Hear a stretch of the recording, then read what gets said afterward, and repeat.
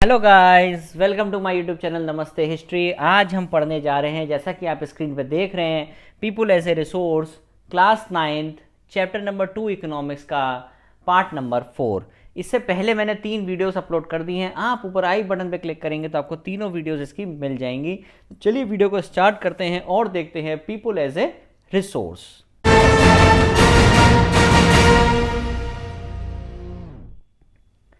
अब देखो, आज का जो टॉपिक है ना अपना, बहुत ही ज़्यादा इंटरेस्टिंग है, जो कि पूरे भारत की समस्या भी है, जिसे बोलते हैं हम अनएम्प्लॉयमेंट। तो देखते हैं टाइप्स ऑफ अनएम्प्लॉयमेंट आपके इस चैप्टर में। तो टाइप्स ऑफ अनएम्प्लॉयमेंट में सबसे पहले अगर हम चलेंगे तो आएगा डिस्गाइज्ड अनएम्प्लॉयमेंट और हिडन अनएम्प्लॉयमेंट, या हम कह सकते हैं सेकंड आएगा सीजनल अनएम्प्लॉयमेंट, थर्ड वन आएगा स्ट्रक्चरल अनएम्प्लॉयमेंट, फोर्थ वन आएगा educated unemployment and fifth one आएगा टेक्निकल अनएम्प्लॉयमेंट। तो ये 5 तरीके के अनएम्प्लॉयमेंट होते हैं। क्या क्या होते हैं ये जरूर अच्छे से देखेंगे, और इसको याद रखना है भैया, डिस्गाइज अनएम्प्लॉयमेंट और हिडन अनएम्प्लॉयमेंट से क्वेश्चन आता ही आता है। तो चलिए आगे देखते हैं, और सबसे पहला है अपना डिस्गाइज्ड अनएम्प्लॉयमेंट। देखो, इसे अगर मैं लेमन लैंग्वेज में बताऊं तो क्या है, सपोज दैट एक फार्म हाउस है। उस फार्म हाउस पे आप देखो कि 9 वर्कर्स काम करते हैं, 9 वर्कर्स काम करते हैं, और उस पर 1 किलो आलू पैदा करते हैं, सपोज दैट फॉर एग्जाम्पल। अब अगर उसमें से 3 लोग चले गए तो कितने बचे टोटल? अब आउटपुट कितना आ रहा है? 1 किलो ही आ रहा है। तो इसका मतलब क्या है कि ये 3 लोग जो थे ना, ये डिस्गाइज्ड अनएम्प्लॉयड थे। मतलब इनके आने ना होने से प्रोडक्टिविटी पे कोई असर नहीं पड़ता। इसी क्या बोलते हैं हम? Disguised unemployment. ये उस तरीके का disguise unemployment is a kind of unemployment with there are people who are visibly employed. आपको दिख तो रहे कि एम्प्लॉयड हैं, बट वो अनएम्प्लॉयड है। समझे मेरी बात? आपको दिख तो रहा है कि भाई किसान, एक खेत है, उस पर 10 लोग काम कर रहे हैं और 50 किलो जो है वो अनाज पैदा करते हैं। आप बहुत अच्छी बात आपको लग रहा है, सब काम में लगे। लेकिन अगर आप उसमें 7 लोगों को निकाल दोगे और 3 लोग बचे, और तब भी आपकी प्रोडक्टिविटी कितनी है? 50 किलो ही है। तो भैया ये जो 7 लोग हैं ना, ये डिस्गाइज्ड अनएम्प्लॉयड हैं। मतलब इनके होने ना होने से कोई फर्क नहीं पड़ता। इसे क्या बोलते हैं? Disguised unemployment. और इसे क्या बोलते हैं? Hidden unemployment. In such a situation more people are engage in work than required. आप देखो, यही एग्जाम्पल यहाँ दिया हुआ है, रूरल एरियाज का एग्जाम्पल ये है कि इस टाइप के अनएम्प्लॉयमेंट जनरली एग्रीकल्चर सेक्टर में मिलता है, जहाँ पे 9 लोगों की फैमिली है और सेम एग्रीकल्चर प्लॉट पे काम कर रहे हैं। अगर हमने 4 लोगों को निकाल दिया from it, there will be no reduction in output. तो भैया उन 4 लोगों को निकालने के बाद भी ना आउटपुट पे कोई असर नहीं पड़ा। तो ये जो 4 लोग थे, ये क्या थे? ये डिस्गाइज अनएम्प्लॉयमेंट में थे। क्लियर हो गया? इसी को हम क्या बोलते हैं? हिडन अनएम्प्लॉयमेंट भी बोलते हैं। कभी कभी क्वेश्चन कंफ्यूज करने के लिए आता है कि डिस्गाइज आ जाएगा या हिडन आ जाएगा। दोनों की कहानी एक ही है, दोनों में कोई फर्क नहीं है, ये हमें याद रखना है। अब देखो, अर्बन एरियाज में क्या होता है, जैसा कि आपने देखा होगा कि एक दुकान है, सबकी बहुत प्यारी सी दुकान है ये, और दुकान में 4-5 लोग काम कर रहे हैं। और तो जितने भी लोग काम कर रहे हैं ना, तो वो सब क्या है, उसमें से अगर 5 लोग हैं और 2 लोगों की जरूरत है, बाकी 3 और बैठे हैं, तो वो डिस्गाइज्ड अनएम्प्लॉयड है। ठीक है? जैसे कि आप देखो, in urban area this type of unemployment can be seen mostly in service sectors such as in a family all members are engage in one petty shop. एक ही शॉप पे बैठे और एक कोई स्मॉल बिजनेस कर रहे हैं जिसमें बहुत ही कम लोग हैं, तो वो भैया क्या है? वो डिस्गाइज अनएम्प्लॉयड है। समझ रहे हो आप इस चीज को? अब देखो, अगला चलते हैं सीजनल अनएम्प्लॉयमेंट की तरफ। सीजनल नाम से क्लियर हो रहा है, सीजन के लिए जॉब है, उसके बाद जॉब नहीं है। इस सीजन में आपके पास जॉब है, इस सीजन में जॉब नहीं है। क्यों कहते हैं ना, कभी कभी आपने सुना होगा, यार इस सीजन में बहुत अच्छा काम आया, अब काम ही नहीं है। जैसे कि अगर हम देखते हैं दिवाली के टाइम पे आप देखो तो पटाखे का काम बहुत ज़्यादा होता है, रक्षाबंधन पर राखियों का काम बहुत होता है, दीपावली पे दियों का काम बहुत होता है। तो इस तरीके से त्योहारों को आप देखो अगर, तो त्योहारों में एक सीजनल अनएम्प्लॉयमेंट, तो अगर सीजन में वो काम कर रहे हैं, उसके बाद वो कहते हैं यार दिवाली चली गई, अब क्या करें, बैठे हैं, फिर होली का इंतजार कर रहे हैं, अच्छा अब होली आ रही है और रंग का काम करते हैं। तो ये एक, मैं आपको लेमन बता रहा हूं कि सीजनल अनएम्प्लॉयमेंट इस कंडीशन को बोलते हैं कि worker is employed during some part of the year. अब आप किसी भी कंडीशन में ले सकते हो। अगर आप खेती बाड़ी के काम में ले रहे हो तो भैया जब हार्वेस्टिंग हो रही है, मान लो आप बुआई कर रहे हो, ठीक है, कटाई कर रहे हो, बुआई कर रहे हो, तब आपके पास काम है, वरना पूरे साल खाली बैठे हुए हो। जैसे आपने फसल लगा दी, फसल लगाने के बाद अब आप खाली बैठ गए, 4 महीने तक आप खाली बैठे हुए हो, ठीक है। तो दैट इज क्या, इसे हम बोलते हैं सीजनल अनएम्प्लॉयमेंट। अब इसके फैक्टर्स क्या क्या है? फैक्टर सीजनल अनएम्प्लॉयमेंट का सबसे पहला है कि भैया स्मॉल स्केल और कॉटेज इंडस्ट्रीज नहीं है रूरल एरियाज में, कम फैक्ट्रीज हैं, इस वजह से हमें ज़्यादा जॉब नहीं मिल पाती। मल्टीपल क्रॉपिंग नहीं हो पाती। मल्टीपल क्रॉपिंग क्या होता है कि जैसे खेत है, मान लो मेरा ये खेत है, तो मैंने इस पे यहाँ पे एक क्रॉप लगाई एक्स, यहाँ पे एक क्रॉप लगाई वाई, फिर यहाँ पे लगाई एक क्रॉप एक्स, यहाँ पे लगाई एक क्रॉप वाई। तो ये क्या हो गया हमारे, ये हो गई मल्टीपल क्रॉपिंग के एक ही समय में हम 2 क्रॉप कर रहे हैं। तो हम ये भी नहीं करते। कभी कभी क्या होता है कि हम मल्टीपल क्रॉपिंग की प्रैक्टिस भारत में ज़्यादा नहीं होती, और प्लस सेकंड हम क्या करते हैं, मान लो अभी मैंने वीट किया, इस समय यहाँ पे वीट किया, अब वीट हो गया हमारा, कट गया, तो वीट भैया वीट को ख़त्म कर दिया, वीट नहीं है। वीट के बाद क्या करा, अब हमने राइस करा, राइस भी हो गया, अच्छी बात है। अब क्या करोगे, अब शुगर केन कर लो, शुगर केन भी हो गई, तो उसके बाद भैया दालों का कर लो। तो इसे बोलते हैं क्रॉप रोटेशन। तो हम ना ही मल्टीपल क्रॉपिंग करते हैं ज़्यादा, ना ही क्रॉप रोटेशन ज़्यादा करते हैं, इस वजह से सीजनल अनएम्प्लॉयमेंट अपने यहाँ ज़्यादा है। Lack of commercialisation of agriculture, agriculture का जो कॉमर्शियलाइजेशन है वो भी क्या है, ना के बराबर है, बहुत कम है। कॉमर्शियलाइजेशन मतलब उसका व्यापार, या हम कह सकते हैं बाजार, कृषि बाजार इतना ज़्यादा नहीं है, या प्रॉफिट्स नहीं है। फिर आता है स्ट्रक्चरल अनएम्प्लॉयमेंट। स्ट्रक्चरल अनएम्प्लॉयमेंट का मतलब क्या है कि भैया जो हमारा इंडिया है ना, अगर आप इंडिया देख रहे हो, ये इंडिया है हमारा, तो उसका जो कैपिटल स्ट्रक्चर है वो हमारी इस वर्क फोर्स को एब्जॉर्ब नहीं कर पाता। हमारे यहाँ वर्क फोर्स बहुत ज़्यादा है, इतना ज़्यादा कैपिटल स्ट्रक्चर नहीं है, इस वजह से हमारे यहाँ स्ट्रक्चरल अनएम्प्लॉयमेंट की कंडीशन ज़्यादा है। The working force in India is very large, भैया बहुत लोग हैं, और इट वॉन्ट, उन्हें काम चाहिए, but the existing capital structure is unable to absorb them. इसी मिसमैच को हम क्या बोलते हैं, स्ट्रक्चरल अनएम्प्लॉयमेंट बोलते हैं। समझ में आया ना कि अब इतना पैसा ही नहीं है देने के लिए, या इतनी जॉब्स ही नहीं है देने के लिए, तो भैया क्यों रखें किसी को, दैट इज स्ट्रक्चरल अनएम्प्लॉयमेंट। ये क्यों होता है आपको पता है, ये पैसा नहीं है भाई, रिसोर्सेज नहीं है, वर्कर्स बहुत ज़्यादा हैं, तो कैसे हम लोगों को रखें। मान लो मेरी एक फैक्ट्री है, उसमें 50 लोगों की ज़रूरत है, तो उसमें कैसे मैं 150 लोग रख लूँगा, या मेरे पास इतना पैसा नहीं है तो मैं कैसे भैया लोगों को पैसा दे दूंगा, ये मेरे पास इतने रिसोर्सेज नहीं है तो मैं लोगों को कैसे रिसोर्सेज दे दूंगा। अगर हैं भी रिसोर्सेज तो भैया उसका अंडर यूटिलाइजेशन होता है, ठीक है। तो इस तरीके से हमें चीज़ों को याद रखना है।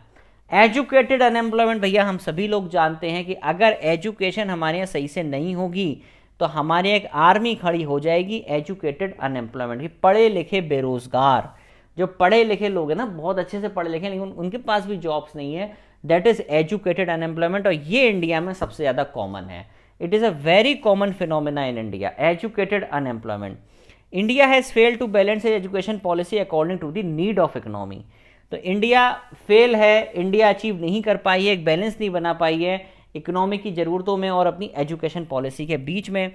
कोई बंदा 12th कर लेता है या उससे ज़्यादा पढ़ लेता है, फिर भी उसे जॉब नहीं मिलती है। तो ऐसा क्यों है, ये कहानी क्या कह रही है, इसी को बोलते हैं क्या, एजुकेटेड अनएम्प्लॉयमेंट। ये इंपॉर्टेंट है, इससे क्वेश्चन पूछा जाता है, ठीक है। अब देखो क्या क्या फैक्टर्स हैं जो फेवर करते हैं। पहली बात, अपनी एजुकेशन लो क्वालिटी की है, अच्छे से नहीं पढ़ाते हैं और बहुत ही जनरल है, और लोग पढ़ाई पे भी ध्यान नहीं देते हैं। ठीक है, पढ़ लिया, हो गए पास, 95% आ गए, पता नहीं कैसे आ गए 95%। अगर आप आज से 30-40 साल पहले देखो, लोगों के 60% नहीं आते थे। 95% सुन के मुझे भी आश्चर्यचकित हो जाता हूँ कि 95% एफिशिएंसी, आप समझ रहे हो किसी चीज़ की, पॉसिबल ही नहीं है, ठीक है। तो it does not have any. अब हमारे क्या कि वोकेशनल कोर्सेज नहीं होते, वोकेशनल मतलब कुछ टेक्निकल ओरिएंटेड कोर्सेज, जैसे कि जो बच्चों को, जिससे कि 10th-12th के बाद जो आगे अपनी पढ़ाई कंटिन्यू नहीं कर पाए उन्हें जॉब्स जल्दी मिल जाएं, तो ऐसे कोई कोर्सेज भी नहीं होते। और अपने जो वाइट कॉलर जॉब्स है ना, जो हाई प्रोफाइल जॉब्स हैं, IAS है, IPS है, प्रोफेसर्स हैं, टीचर है, लॉयर है, डॉक्टर है, वाइट कॉलर जॉब्स इतनी ज़्यादा नहीं है भारत के अंदर, ठीक है। और इसी वजह से यहाँ पे जो सिस्टम है वो खराब है। White collar jobs have been created in days much less, बहुत कम है, जैसे हिसाब से पॉपुलेशन बढ़ रही है, बहुत ही कम है।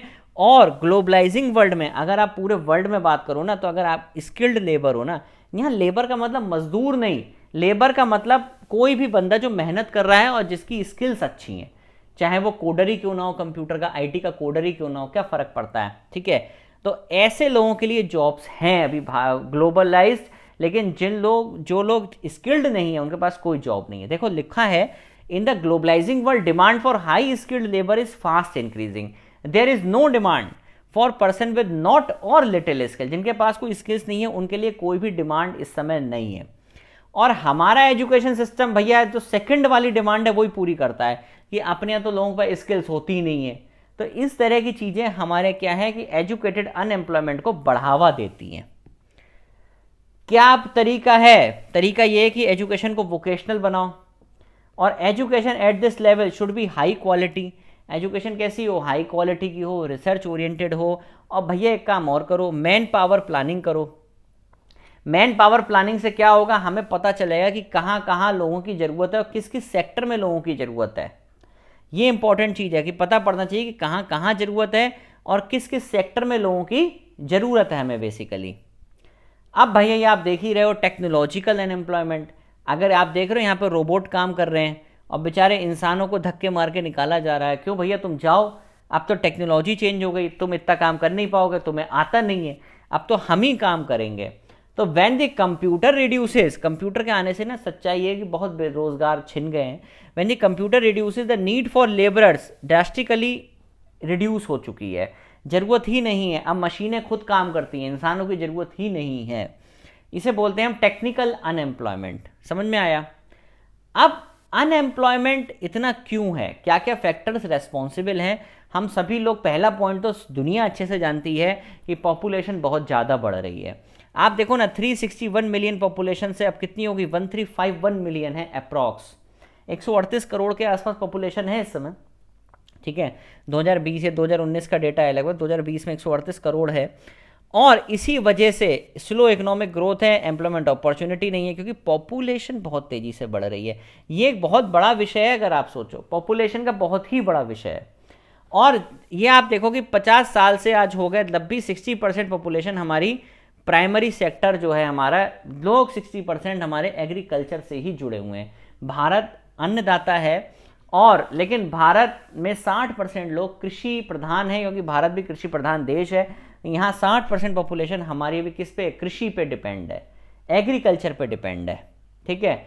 और हमारे यहाँ कॉटेज और स्मॉल स्केल इंडस्ट्रीज इतनी है नहीं, और हैं भी तो वो गवर्नमेंट के इतने रूल्स एंड रेगुलेशंस को फॉलो नहीं कर पाती, और वहाँ पे भी डिस्गाइज और सीजनल अनएम्प्लॉयमेंट का चक्कर रहता है। जैसे कि मान लो भैया अब त्यौहार होली का आ रहा है, तो उन्होंने कहा भैया रंग बनाएंगे, रंग बना लो तब तक ठीक है, उसके बाद घर जाओ अपने अपने। क्रिसमस आ रहा है तो उन्होंने कहा भाई गिफ्ट पैक्स बनाने, बढ़िया बढ़िया। तो ये होता है सीजनल अनएम्प्लॉयमेंट की सीजन, मैंने पीछे ही पढ़ाया अभी आपको। ये डिस्गाइज होता है, कई लोग लगे होते हैं, उन्होंने कहा भैया हमारे इनको भी लगा लो, लेकिन उससे कोई फायदा नहीं होता। अंडर डेवलप्ड इंडस्ट्रीज, यही वाली बात है कि due to shortage of capital and other essential inputs the industrialisation process is very slow. Industrialisation का प्रोसेस क्या होता है? बहुत स्लो होता है वहां पे। डिसएडवांटेज क्या है हम सभी को पता है, और ये बहुत ही खतरनाक बात है कि जो हम ह्यूमन कैपिटल बनाना चाहते हैं, हम ह्यूमन कैपिटल फॉर्मेशन करना चाहते हैं, हम अपनी एसेट, हम अपनी ह्यूमन को, हमने रिसोर्स को लाइबिलिटी से एसेट में लेके जाना चाहते हैं कि ये हमारा देश, 138 करोड़ लोग हमारी जमा पूंजी हैं, इस देश की ताकत है।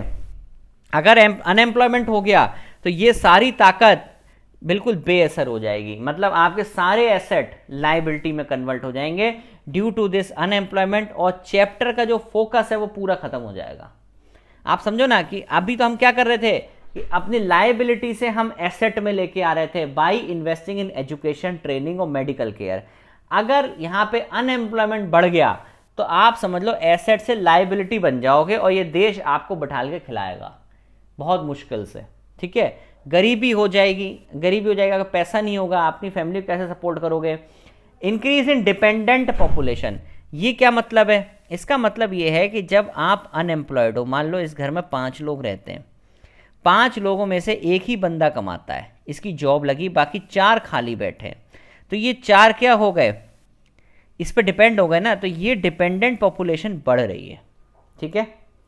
डिपेंडेंट पॉपुलेशन क्या हो रही है? बढ़ रही है। अभी देखो ये 4 जो क्या हो गए, ये डिपेंडेंट हो गए किस पे? इस पे डिपेंडेंट हो गए। आई बात समझ में? देखो मान लो 5 लोग हैं, मैं एक बार और बताता हूँ। मान लो एक फैमिली में 5 लोग रहते हैं, ठीक है।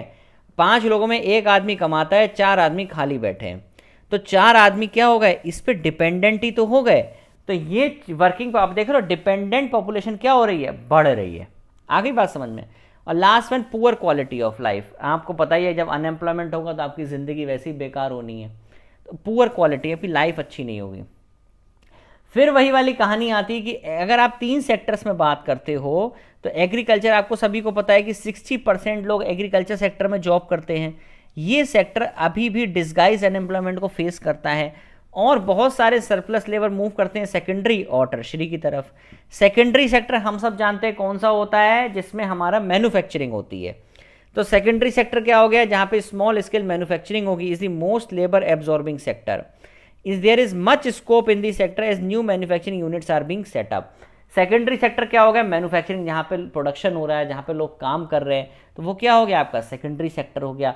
अब कुछ लोग क्या करते हैं, जो बेचारे डिस्गाइज्ड हैं या जो काम नहीं मिल रहा है या खेती नहीं करना चाहते, वो सेकेंडरी की तरफ मूव करते हैं या फिर वो टर्शरी की तरफ मूव करते हैं, जैसे बैंकिंग है, इंश्योरेंस है, इंफॉर्मेशन टेक्नोलॉजी, बायोटेक्नोलॉजी, जो भी सर्विस प्रोवाइडर्स हैं, जैसे जोमेटो ले लो, स्विगी ले लो, मैकडी ले लो, ओला ले लो, ऊबर ले लो, ये सब टर्शरी सेक्टर हैं, सब सर्विस देते हैं। ये कुछ प्रोडक्शन तो करते नहीं, खेती बाड़ी करते नहीं, तो ये क्या करते हैं, सिर्फ आपको सर्विस देते हैं।